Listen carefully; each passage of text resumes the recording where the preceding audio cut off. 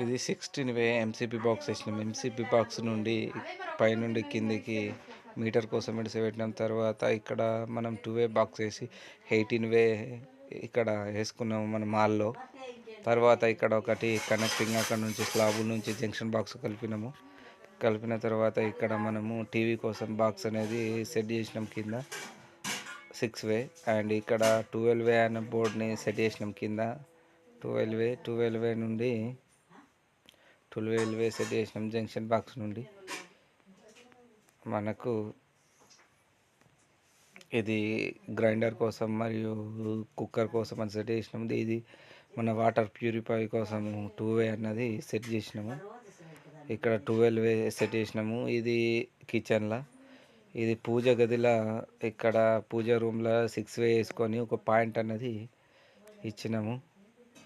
తర్వాత మనం బెడ్రూమ్లో చూసుకుంటే ఇక్కడ 18 వే ఇచ్చినాము. 18 వే నుంచి 2 వే కలిపి పైన మనము పిఓబి కోసము ఎల్బో ఇచ్చినాము. తర్వాత ఇది 4 వే బాక్స్, మనము ఇది 8 వే అండ్ బెడ్ లైట్ కింద ఇచ్చినాము. తర్వాత ఇక్కడ మనము ఒక పాయింట్ని పైనుంచి కలుపుకొని 8 వే ఇచ్చినాము. 8 వే నుండి మన పై లోపలికి ఇక్కడ మనము లైట్ పాయింట్ ఒకటి అండ్ గ్రీజర్ కోసమని మెటల్ బాక్స్ పెట్టినాము.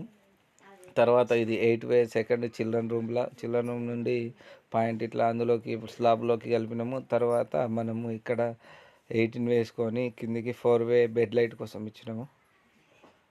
అక్కడ నుండి ఇక్కడ ఏసీ పాయింట్ ఇచ్చి ఏసీ పాయింట్ నుండి బాత్రూమ్కు 6 వే బాక్స్ కలిపి అక్కడ గ్రీజర్కు అండ్ లైట్ పాయింట్కు సెట్ చేసినాము.